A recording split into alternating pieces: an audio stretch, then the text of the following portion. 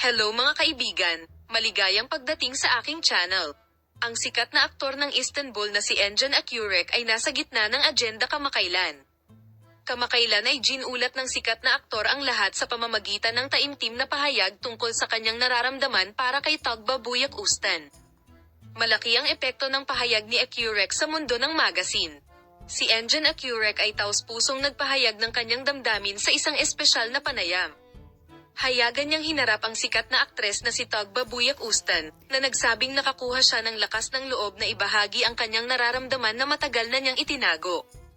Ang mga pahayag ni Engin Akyurek ay lubos na nakaapekto sa kanyang mga tagahanga at, aniya, sa kanyang mundo. Narito ang mga highlight ng taos-pusong mga salita ni Engin Akyurek kay Tugba Buyak Ustan.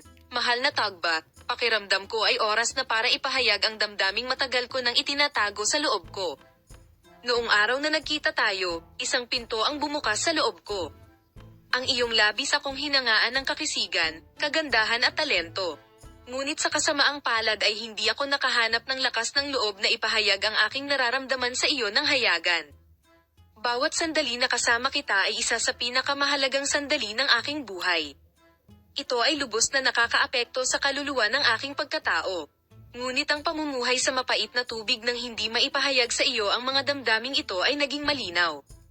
Patawarin mo ako, hindi ko kaya kung wala ka.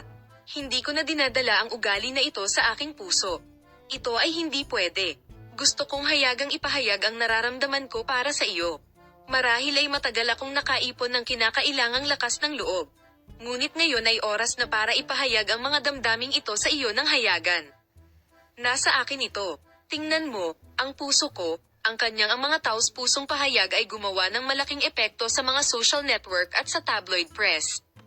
Ang hindi inaasahang pahayag na ito pagkatapos ay nagsimulang mag-isip ang mga tagahanga tungkol sa kinabukasan nina Engin Akyurek at Tugba Buyak Ustan.